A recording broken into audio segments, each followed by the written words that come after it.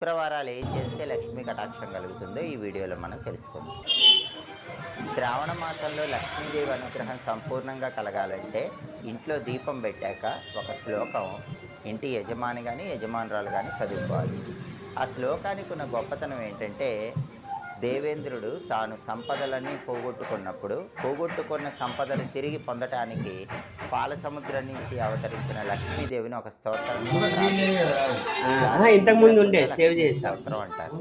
ఆ ఇంద్రకృత లక్ష్మీ స్తోత్రంలో ఉన్న ఒక అద్భుతమైన శ్లోకం శ్రావణ మాసంలో పెట్టాక యజమాని కానీ యజమానురాలు కానీ చదువుకుంటే లక్ష్మీదేవి శాశ్వతంగా అనుగ్రహిస్తుందని పద్మపురాణంలో చెప్పారు. ఆ శ్లోకం ఏంటంటే, నమస్తే సర్వలోకానాం జననీం అబ్జ సంభవాం శ్రియమున్నిద పద్మాక్షిం విష్ణువక్ష స్థలస్థితాం. ఇది శ్లోకం.